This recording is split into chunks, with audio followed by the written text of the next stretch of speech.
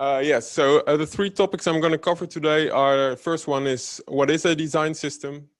Simple answer that's needed to give you this presentation. And secondly, I think the most important thing about design system is the process you have around it. So I'm going to tell you how we have implemented it. And third, since this is a technical meetup, I'm going to talk a little bit about the technical choices we had to make and, well, the decisions we made. So first of all, what is a design system? Every time I have to explain a certain concept during a presentation, I go to my good old friend Google and ask him about a short and simple, concise answer to that question. And this time I found an answer written by a guy named Nathan Curtis. And he says, a design system offers a library of visual style, components and other concerns documented and released by an individual, team or community as code and design tools so that adopting products can be more efficient and cohesive. This is the shortest explanation he could give, because this is a 10-second explanation. And he has an entire blog post around the subject explaining what it exactly means. But I think this is good enough for now. It's basically a set of tools that can help teams build their products. So why should you use a design system? Well, first of all, it helps you be consistent. All products will use the same design and development standards, so that when you have a date picker component, for example, it will look the same across all products. And it will also work exactly the same for developers, which is something that's really great for users, because recognizability is something that gives them a great user experience. And that's something we're after, of course. Secondly, it really helps you to ship a lot faster. When you use a design system effectively, you don't have to recreate certain parts of your UI. You can just pull them in and implement them really quickly. That way you don't have to focus as much on building your UI, but you can just mix and match and create your application that way. And that brings us to the most important thing, perhaps. It will allow you to build applications with a higher quality, because hard design and development challenges are solved together and in a central place, and they're shared across teams. That brings me to the next point, which is called the Great Divide. A couple weeks ago, oh, that sounds better. A couple weeks ago, a guy named Chris Coyer, who runs the website for CSS Tricks, he wrote an article explaining that there is some kind of great divide going on. And he explains in his article that we're starting to have two camps, basically, within front-end development, where the first camp contains the JS developers, the JavaScript developers, probably most of us here, who are mostly interested in building applications using frameworks. They're worried about state management, things like performance, testing. And the second camp, which is on the other side of the divide, are the UX developers, as he calls them, which are the people who are mostly concerned about HTML, semantics, CSS, building accessible applications and websites. And he basically explains that the front-end development well, stack, as you might call it, is getting so big and large that it's really hard to be good at everything. And in my opinion, a design system really helps in solving this problem, because when you have a central repository or place where you can build your UI components, everyone can use their own expertise as much as possible. So the developers mostly concerned about UX stuff, about accessibility, can contribute to that repository. And the people building the products can pick and choose what they want from that repository and don't have to worry about writing correct HTML and CSS as much. So that was one of the reasons as well why we created our design system. But before I'm going to show you a little bit more about our design system, I'm going to shortly give you a little bit about the organization structure, at least the online development part. We have 14 teams, 14 Scrum teams, working agile on certain domains of the products that ANWB delivers. So we have some teams working on stuff for vacations, we have teams working on traffic information, and they all build their own products. Every team has their own UX designer, user experience designer, and every team has one or more front-end developers. So it means we have roughly 30 front-end developers in our organization.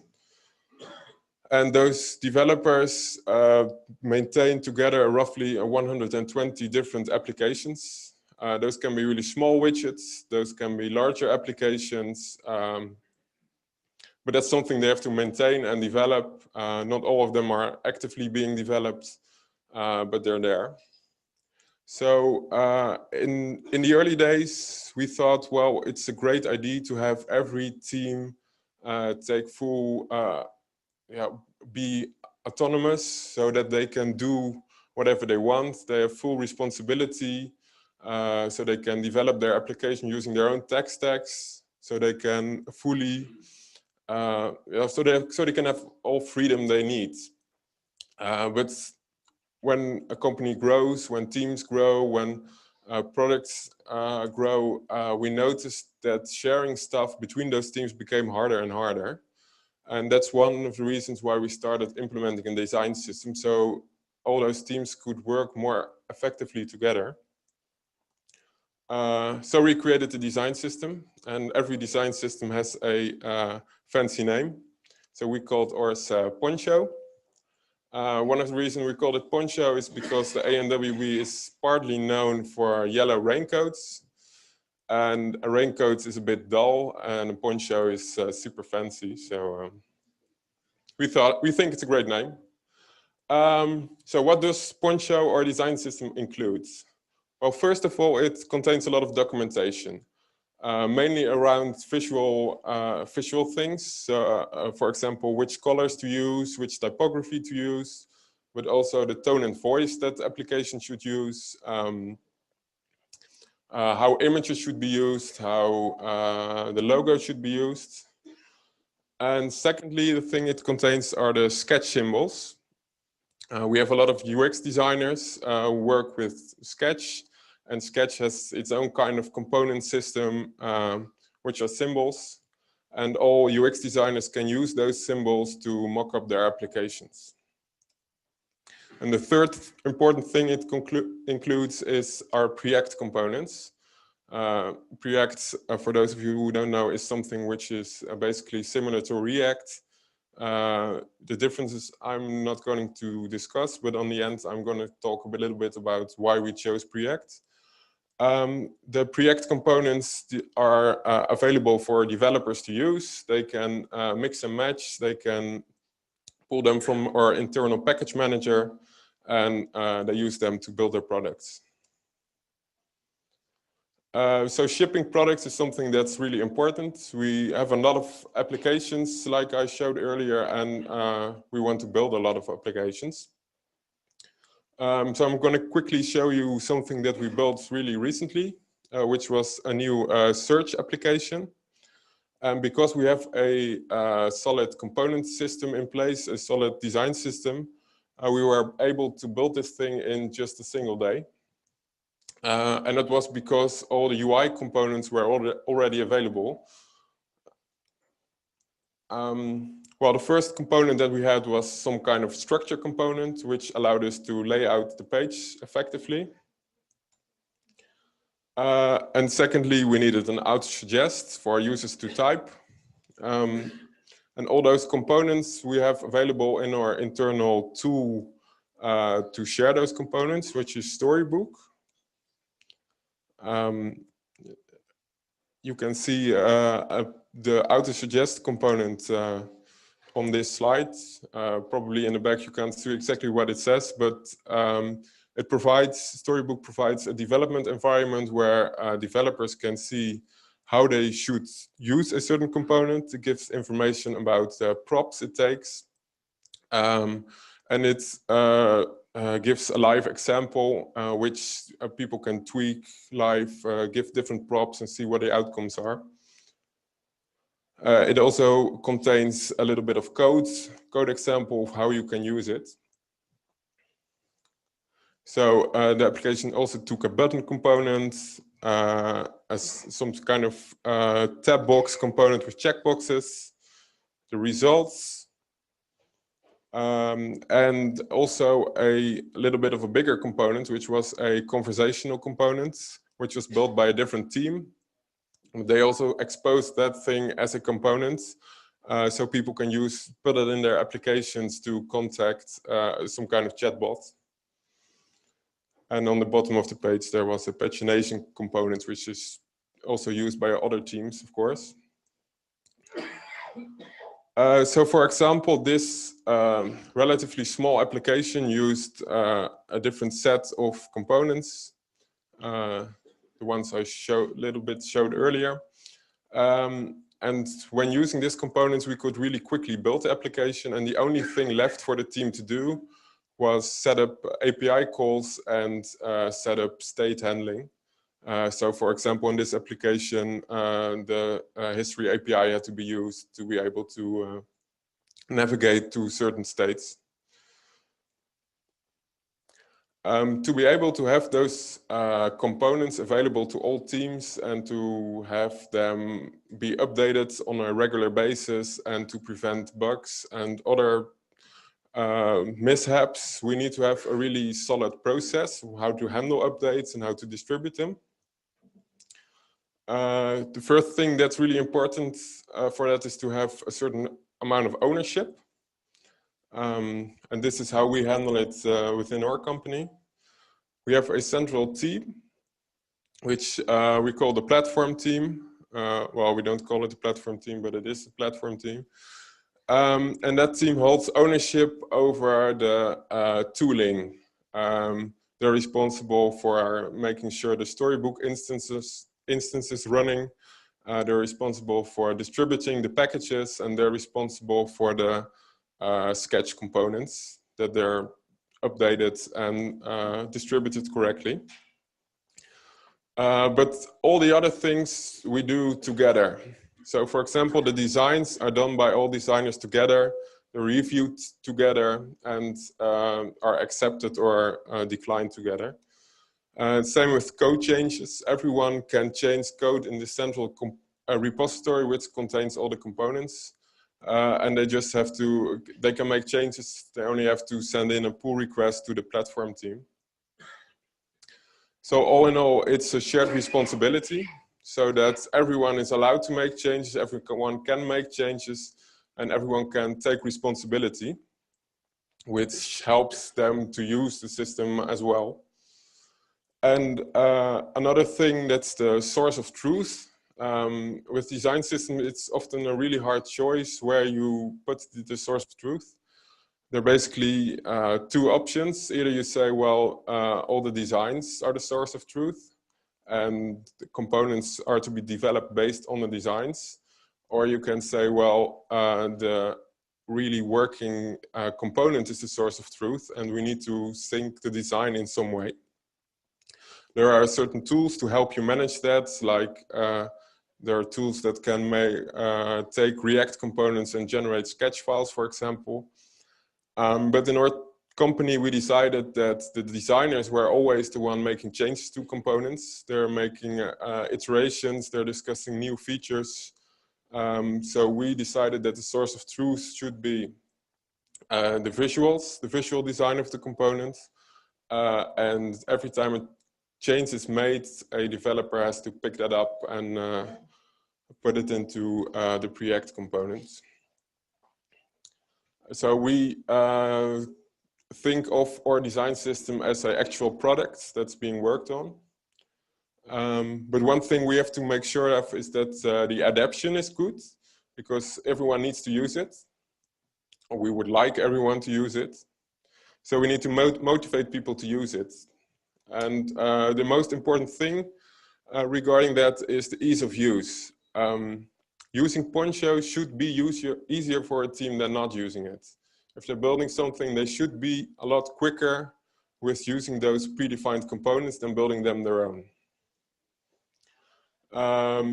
We implied a certain amount of dogfooding. The team that originally started the design system was also a team that had some products, and that team started building their products using that design system so they could easily track changes and find out problems early on. And another aspect that's really important if you have a design system is that there's a lot of communication. That's why we have weekly meetings where people share changes made in the components and all changes made in the designs.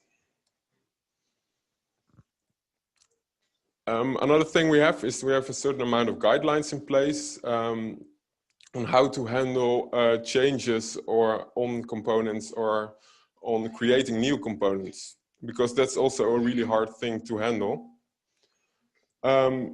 The first thing that a team has to do when they want to change is they have to write a proposal and create a visual design accompanying that proposal. And they have to run it by their peer group. So in most cases, it's a designer who has a certain need for a certain component or a change on a component, and they make a proposal. The second thing they have to do, and this is, I think, is the most important thing in our design system, is that they have to do some kind of validation.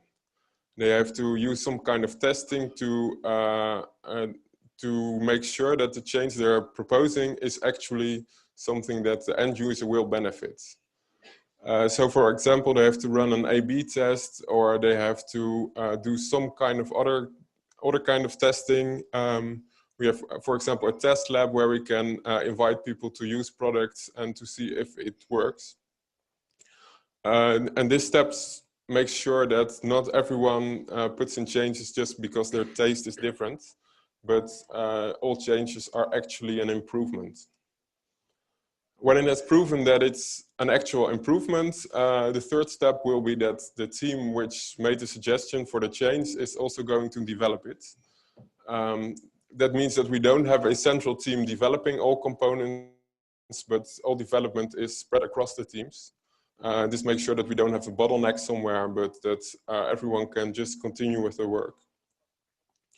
The development, when done, will be finished with a pull request, which will be reviewed, and when deemed successfully, it will be released.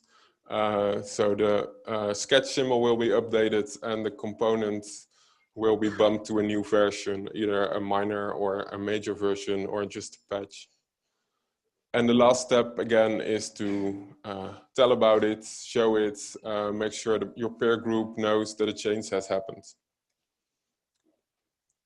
So some statistics on the usage within our company. We started, I think, roughly a year ago, and we now have 78 different components in use. And they're used by 35 different applications. So it's getting a nice start, I think. So that brings me to the final part, some of the technical choices we made along the way. Well, the first one is Preact. And this is a React meetup, so I have to explain myself. Well, when we first started with the design system, we decided on React. I think that was late 2017.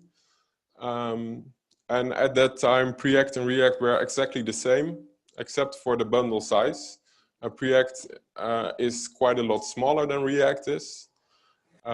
So, well, when we first proposed this React component library to each other, there were some people who said, well, have you heard about this thing called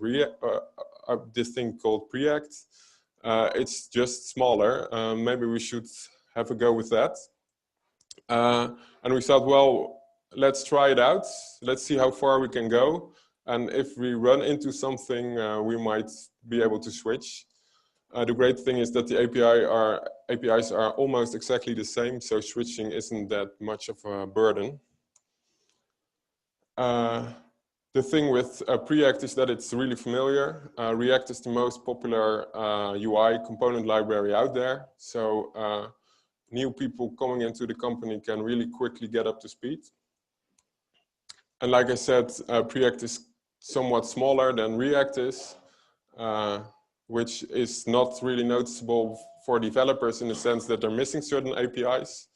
But I hope it's noticeable for the end user, because there you don't have to download as much JavaScript. But when we look at the future, into 2017, the differences weren't really that noticeable, but nowadays the React team is bringing out lots of new features with asynchronous things and hooks, and they have a whole dedicated team working on this. And with Preact, it's a little bit harder. It's a pure open source project with people voluntarily working on it. They have promised some new features in Preact X, which should be released the first quarter of this year. So I hope it gets out really soon. But it does make us wonder if maybe we should switch to React, because of all the features that are already available there, and Preact is, well, it's always going to be a little bit behind. Another thing that you need to consider when building a component library is whether to implement individual versioning. You can basically go two ways. You can either say we have a component library, which is a single package, which contains all the components and just has one version. Or you can set up a system that individually versions every single component with its own package JSON and its own version numbers. We decided on the second one, sorry. And the reason why we did that is that it gave us a lot more of a flexible upgrade path for teams building their products. A breaking change is something that isn't going to really stop you, because you can choose to update certain packages and leave others for later. And having that flexibility always also allows the teams working on the components to introduce breaking changes more easily, because it's not going to have that much of an impact. The thing that did make it really hard is that we noticed that teams aren't really updating their components as quickly as we would like to. Like most of you know, running Yarn Upgrade Interactive or any other way to update your packages isn't really done a lot. So we noticed that a lot of applications were really lagging behind with versioning. So that's something that we also have to look at and see if we can get something in place, some tooling to help teams upgrade. Another thing is quality assurance. When you have that much components, and when they're a central part of your UI development, you have to make sure that you're not introducing bugs. Storybook is really great in helping you with testing components. For example, they really easily allow you to render every component in every possible state. And we use that together with snapshot testing, so that we store the HTML output of our components together with the component itself. So we can easily detect when there are changes to the rendered HTML. Something that we also have in place is analytics and error monitoring. Like I said, in our process, we think it's really important that when proposing changes, people really need to look that the components or the changes they make are going to make an impact, a positive impact. So that also means that we are using analytics to actively track whether components are being used the way they should be. Oops. Everything okay? Great. And also another thing that is error monitoring.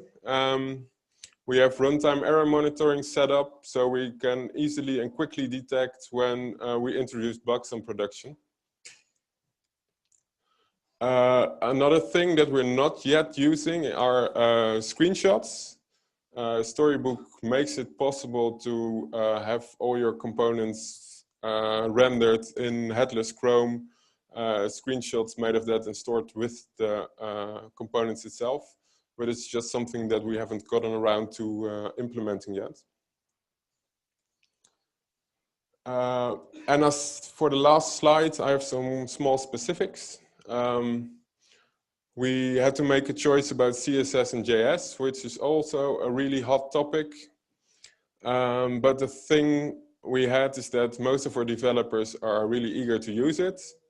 The thing that's holding us back, sadly, is that we also have a CMS which renders, pre-renders our content pages, and we want to be able to reuse the styling in our components used by our front-end applications.